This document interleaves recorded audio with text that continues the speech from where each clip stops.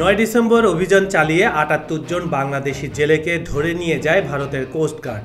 আন্তর্জাতিক সামুদ্রিক সীমানা রেখার কাছে ভারতের জলসীমায় অবৈধভাবে মাছ ধরার অভিযোগে এ সময় দুটি জাহাজও জব্দ করা হয়।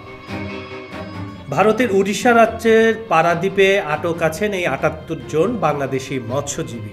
তাদের স্বজনদের কাছে ফিরিয়ে দিতে কূটনৈতিক তৎপরতা শুরু করেছে বাংলাদেশ ও ভারত।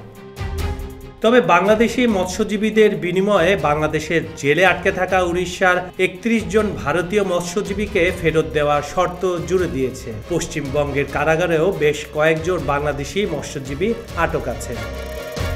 এদিকে পশ্চিমবঙ্গের মুখ্যমন্ত্রী মমতা বন্দ্যোপাধ্যায় চলতি সপ্তাহের মধ্যেই বাংলাদেশের জেলে আটকে থাকা ৯৫ জন ভারতীয় মৎস্যজীবীর মুক্তি নিশ্চিত করতে চান।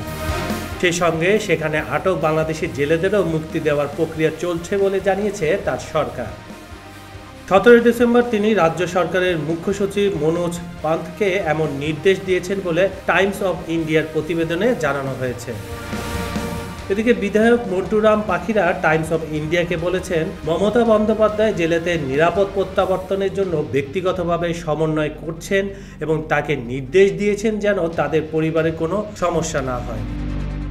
২ মাস আগে বঙ্গোপসাগরে কাকদ্বীপ থেকে ৬টি ট্রলার আটক করে বাংলাদেশ কর্তৃপক্ষ, কারণ এগুলো বাংলাদেশের সমুদ্র সীমানায় প্রবেশ করেছিল।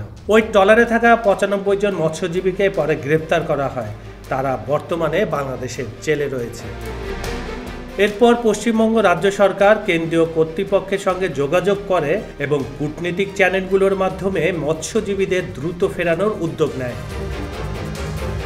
বিধায়ক পাখিরা বলেছেন, মুখ্যমন্ত্রীর দপ্তর তার সঙ্গে যোগাযোগ করে মৎস্যজীবীদের পরিবারের অবস্থা সম্পর্কে জানতে চেয়েছে। তারা আশ্বস্ত হয়েছেন তাদের মৎস্যজীবীদের দ্রুত ফিরিয়ে আনার প্রচেষ্টা চলছে।